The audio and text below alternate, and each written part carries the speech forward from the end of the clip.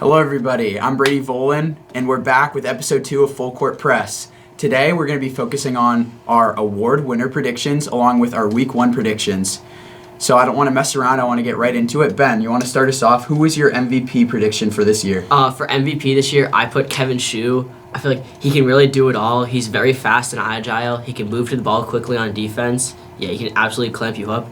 He's a very good shooter, and he's got a great dribble combination, and he consistently throws accurate passes. I think that he's probably the front runner at this point. Or him? So for me, I think that Will Collins is the best player in rec, and I think that he could be like a varsity starter if he played for the team, and that he could be MVP. But his team is very good. It's a very well-rounded team, so he might not be doing everything. A player like Jake Rotako or Sean Tam, like on a team that's not as good as some of the top teams, but like if they can consistently drop a lot of points and help their team win games, I could see them winning it as well. Funny that you mentioned Sean Tam, because Sean Tam's my MVP pick this year. I don't think that Sean Tam's team is bad by any stretch of imagination. I think they're actually one of the top teams, like I said last week.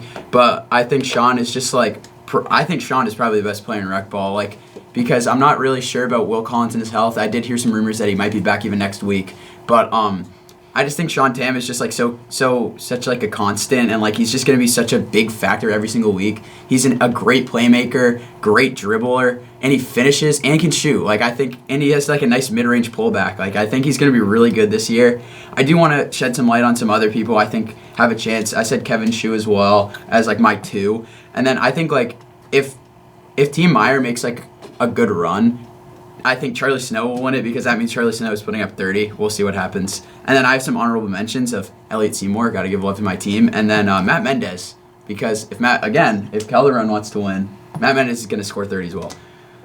Yeah, my MVP pick is Will Collins, and that is taking into account that he could miss a couple weeks, because I think even if he misses 2 weeks, he could still be the most valuable player overall. He's not a super scoring heavy player. He's kind of pass first, but I've seen him play walk ball at BSC and absolutely dominate. So I think he can do that even if he's not 100% healthy. He's got plantar fasciitis, that's the diagnosis, but he says that he's hoping to be back by week 2. But I think even if he's back by week 3, he is going to be the best player in rec ball. As a runner-up, Kevin Shue, also a top 3 player in rec ball, and depending on how much time Schmill misses, Kevin's going to have to step up, and I think he can. And then my 3rd runner-up is Sean Tam, for a lot of the reasons you guys said. He's a beast. Ben, you want to start us off for DPOY? I think the defensive player of the year, Adam Steinberg. He's got the athletic instinct from football. He's just extremely athletic in general. He moves very quickly side to side. He can just read plays before they even happen. Yeah. I said the same, Adam Steinberg. I think he's a very athletic player, and he can read plays very well. My runner-up for DPOY is Des O'Reilly. I think that he is also a very athletic player. I think that he can be a nuisance on defense, as well as someone like Colin Campbell. Do you have any sleepers? That was my sleeper. Oh, okay, for sure. Another sleeper for me is Colin Campbell, but my actual real pick is Will Collins. Because, I just remember he's just, an absolute clamp. Everybody's been, we literally just went over that in the MVP conversation. I have Adam Steinberg as well on my list to look out for. And number 3, I just kind of have the tall boys grouped together, because they're going to get so many blocks. Kids like Charlie Snow, who's, wingspan seems like it's 8 feet long. And, Luke Hadley, who's, 6'4", and Hugh, who's just going to be a menace in the paint. Those type of kids can easily win it just based off blocks and rebounds. Yeah, I agree with you there, Brady. The tall boys definitely have a big advantage in rec ball, but my DPOY is Des O'Reilly. I think he's going to be in the best shape out of a lot of these people, because he's just coming off a soccer season where St. John's went pretty far. I play with him a lot, and he's super intense and into the game. I've seen him almost fight people over a game of basketball, which is exactly what you want in the defensive player of the year, because he just really cares. And yeah. I think for Underclassmen of the year this year, I had Luke Hadley. He's 6'5" as a sophomore. I know that's what he was listed as on the football chart. I think he's also on a pretty low-tier team with Team Cespedes, right? Yeah. Team Last. Team Cespedes, yeah. Team Last Cespedes. I think that just due to his size, he should be able to get towards the basket and just lay the ball in. I mean, he's the biggest kid in rec ball, and on a poor team, he's probably going to be one of the top 2 options. I think he's going to be a lock for underclassmen, at least top 2 or 3 in voting. Okay, my underclassman of the year is Eli Warzik. Okay, I don't know how to say his last name. I've heard many good things about this guy. Plus, he's on a really, really good team. And I think that if he just drops consistently, like at least 10 points a game, 10 points a game is like very good for a sophomore too, you know. And I just think that if his team gets far and he just plays well the whole season, he's my pick for underclassman of the year. Yeah, I also have Eli as my underclassman of the year. I played with him at like BSC, and he's just like, you can tell he is very skilled. And I think Matt Willer said he played school as well, so like he's just like, yeah, he's definitely my lock as well. Eli is also my underclassman of the year. I've seen him a lot in gym class, indoor track, and in BSC runs. And he's just, like, easily the most athletic kid in those bottom 2 grades. I have my notes saying Schmill 2.0 because they're both, like, super good at basketball and they're both, like, really good at track. And I hope that Eli doesn't tear his hamstring because this is when Schmill's injuries started around this time, his sophomore year. But, yeah, he's just, like, a really good defender and he can shoot. So it's Eli by a mile. Who do you guys have for the top duo? Or I can start this one off if you guys want. I know, bold take. I just put the Sullivan brothers. They're the only 2 people in rec ball who will have a full 4 seasons. I think just having that additional year puts them kind of above everybody else because they reclassed, so they're seniors now at St. Mark's. So I know they're going to be 19 for a good chunk of this season. I think that's just a huge benefactor. For me, my best duo is Will Collins and Kevin Shue. I mean, like, when we were talking about MVP, they're 2 MVP candidates. Yeah. We've mentioned both of their names multiple times around this group right here. I think Will Collins and Kevin Shue are just the 2 best players in rec ball. There's nothing to take away from that. My best duo is recently returning Jacob Litsky and Elliot Seymour. Those kids have been like best friends since like anybody can remember, and they've been playing with each other their whole entire life. So they have insane chemistry when things are going right. Yeah, that's a little asterisk. When things are going right, they're just disgusting. And like they should just be a very good pick and pop, pick and roll like duo the whole entire year because Elliot is giant and he can also stretch the floor. And combined with Jacob's playmaking, which I think is actually underrated, I think it's gonna be a great duo. Obviously, like maybe like Kevin and Will are like the obvious choice, but I kind of want to go a different route with it. So that's why. I also went a different route. I said Sean Tam and Ayush would be the top duo because I think they complement each other really well. Like they're both not super like selfish players. They know when to pass, but like Ayush is like taller and Sean is like more of a point guard. And they got really good chemistry. They're very good friends, and they're both former JV1 players. So they're my top duo. All right, so that just about wraps up our award predictions. Please let us know if we missed somebody, because I always love arguing with people in the hallway. Yep. It fires me up. Yeah, So. exactly. Love when people watch this. Yeah. It's so fun. I want to move on to our week 1 predictions. Okay, guys? Mm-hmm. How we're going to do it. I'm going to read out the matchup. We're going to go through the line. We're going to say who wins. Okay? Yep. Yeah. All right. We can start with Colin. So number 1 matchup this week is Nagy versus Henderson. Who do you have winning that? Nagy Steinberg winning the game.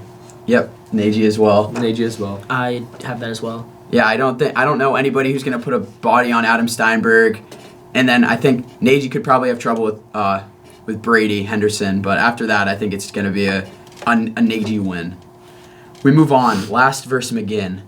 I got McGinn winning that one. Also have McGinn. Pretty self-explanatory. Yeah. Again. As a member of Team McGinn, I have us as well. Yeah, I think that at any point, Team McGinn will have the 2 best players on the court, which will translate to an easy win. Bosom and Tommy. Yeah. So next game of the week, Friedberg versus Mr. West's team. I got our team winning this, even though I will not be here. I think Cooper Hagen's going to carry. For that reason, I have Friedberg winning this game. It could be a statement game. I think, like I said, like he said, Hagen needs to drop like at least 20 to have a chance, and Brendo needs to be a menace. But yeah, that being said, I still have Friedberg. Yeah, I agree with everything Brady just said. Collins not going to be there. A few other players aren't going to be there because of the track meet. You know, I'm going to take Friedberg. Unfortunate scheduling. Yeah, tough scheduling. I have Pashota Friedberg as well. I want to see what JP can do. I know he talks in math. Not much. Okay, well, he talks in math. He. I hope this take doesn't progress like our Joe Mixon take from the other. I podcast. really wish I could play this game. I really do. Because JP's very excited for the season. He's talking a big game. Yeah. Very big game. All right, so we're moving down to Collins versus Tam. I'm saying this right now. If Collins has all their players, this is game of the week. They don't. So who do you have? Yeah, it's Tam. No Kevin, Will, or Eli. Like they don't have their top 3 players. It's Surya versus the world. Yeah, same exact thing. I have Tam. Yeah, I like Surya, but their top 3 players are out. Yeah. I have self-explanatory. Sean Tam's team as well. Yeah. I just don't. Rip. Moving down again, I think we have a pretty easy game, unless you're Ben, because Ben thinks this might be the game of the week. Townsend versus Barr. I think Townsend should easily win. It's a top 3 team versus a bottom 2 team. I don't see that at all. It's Townsend by 25. Come on. I think this game is going to be a lot closer than people see. I have a big belief in Desmond O'Reilly and Michael Lasher, correct? That's how you pronounce it? Lasher. I don't know. I've heard a lot of good things about him. He's a pretty tall kid, very athletic. I really want to see what this team can do. I think Townsend Warner is good. I do have Townsend winning this game, but I think Barry Barr will keep it within 6. Wow, that's a hot take. I don't think it'll be 25 points. The thing is, I have like Townsend Warner is like one of the best paint defense teams, and like Dez and Michael are not known as like big shooters, so they're just gonna have to shoot threes because they're not gonna be able to drive on this team, which is why it's gonna be a blowout. And that's a very good take right there. And you have Townsend up as well. Yeah, by 25. Oh, no. Okay, I mean we all have our own individual. Okay, we're moving on to what I believe is the game of the week. We have Team Burke versus Team Meyer. I have Team Burke, but I think it's gonna be a good game, honestly. This is game of the week by far. But yeah, I got Burke squeaking it out, even though Charlie Snow's. This is going to be like a chance for Chucky Mo to prove himself, which I'm excited about. Yeah, I'm definitely excited for that. Also, Hayden Goulet has put me on notice. This kid's going to probably drop at least 15 a game. He's so good. Oh, yeah. I didn't realize how good he is. Brady and I were at BSC yesterday, and we basically had Team Sullivan playing. Yeah, I was with Cam, Hugh, and Hayden. And they're already like in mid-season form. Yeah. They're going to be a really good team. Hayden's also a sleeper MVP pick, honestly. Like, he was that good. I can see that, Yeah. Yeah, I think Charlie has a lot to prove for himself. Number 1 overall pick, right? Mm-hmm. I think he needs to put in a lot of work in this game. But yeah, it's the game of the week for me as well. I think Sullivan and Burke is going to take this one. Yeah. I have Team Burke with the win. I think that just the star power between the Sullivan brothers, along with Matty Berger, and Hugh Burke and Hayden, I just don't see a way that Meyer can stop that. All right, and now we're working our way down to the last game of the Sunday set of games. We have Calderon versus Seymour. I think it's basically like the same exact thing as Townsend versus Barr. Yeah, I said bet on the Seymour Belinsky spread, even if it's like minus 22.5, because they're going to blow them out. Yeah, my hot take of the game is that we're going to have at least 3 to 4 kids with double-digit scoring. Yep. It's going to be fun to watch. I agree with that. Honestly, I marked them down as our team winning so I could represent our team. But honestly, no, there's no chance that we're winning. I'm going to try to do as much as I can on defense. Yeah. I'm going to try to score as much as I can. Elliott? Yeah, I'm going to take charges and stuff like that. Yeah. It's not going to happen. Sorry, Sebastian. We did have Rahim saying that he was a DPOY contender. He did mention that he was a sleeper. Yeah, he wanted us to mention him. On that no, guys, you don't have to say. I did not want to mention that. Prove it. No, yeah, prove it. Yeah, we'll see. All right. Game time. I have Seymour Belinsky by 20. Yeah. I don't see a way they lose. If we win by 20, Ian Seymour will be buying us all shooting sleeves. So. Well, that's what happens when your coach is in the MLB. Yeah, so roll Seymour. Okay, so we're moving down to Monday night. Personally, this is my favorite time to play basketball game. I don't know why. I just love going. It's prime time. Pulling up it's to. So fun. If you're a rec ball player, you should be going to those Monday night games, even if you're not playing. It's a very fun time. I don't think a lot of people do that, but I have, in my my sophomore year, I definitely went to a few, and when I was playing like that, it's just electric because it's it's the only night game you're ever gonna play. Are they at the pond or? Yeah, it's always at Mill Pond. Sorry, but just walking in. It's a cold night. You walk into the court, you see everybody there. It just it gets you super excited. It's so fun. It's such a fun I had a good time. game sophomore year. I remember it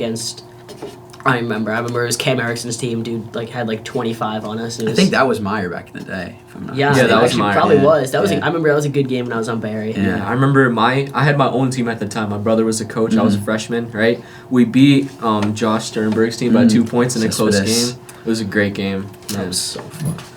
All right, so let's keep it present. Yeah. Last versus Collins. Best team versus worst team. I have Collins winning. Yeah, Kevin and Eli are back for this one. It's Collins by 20. No chance. Yeah.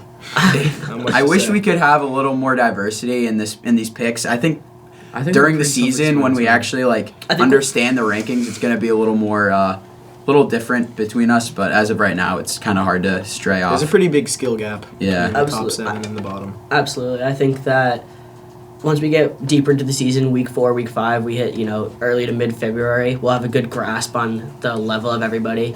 Hopefully those games will get a lot tighter as well. Yeah. So originally the second Monday night game was Meyer versus West, but we were just informed by Colin that game was moved because Switched. once again, a lot of his players weren't going to be there because of hockey. So it's now And Jackson Bond. Cole and Mac, Jackson Bond, and Brennan would have had to miss the game, so it Yeah. would have been me versus Chucky Mountain. that would have been a fun 1v1. That would have been fun, But we're moving that to apparently next week. That's what I hear. But right now it just got replaced by Calderon versus Townsend, and it's literally the same exact thing as last versus Collins. It's 2 versus 15. So yeah, maybe a again- Monday night to skip. yeah, Yes. maybe do your homework that night. Yeah. Don't bother. Yeah, I mean, midterms are coming up. Might be a big study. Yeah. What do you I have to think say? I got homework that night. Yeah. Yeah, I'm sick that day. Yeah, Yeah, I'm exactly. feeling a little sick on Monday, Yeah. honestly. Yes. So I think that I mean, we all yeah. have Calderon losing, right? Yeah. Yeah. No. Last and Calderon play on Monday night. That's not a very that's not a fun Monday night for those. Last teams. versus Calderon? Is that the matchup? No, Oh, both it's of last them versus play. Calderon. Oh, yeah. Okay, yeah. Yeah. I think that just about wraps up our episode this week. We are so excited to be able to do an actual recap next week. It's going to be very fun. Look out for that coming Wednesday. Every single Wednesday we'll be here. I'm Brady Volan on behalf of the Full Court Press staff, Matthew Willer and Maddie Berger behind the camera. Thank you for watching. Thank you.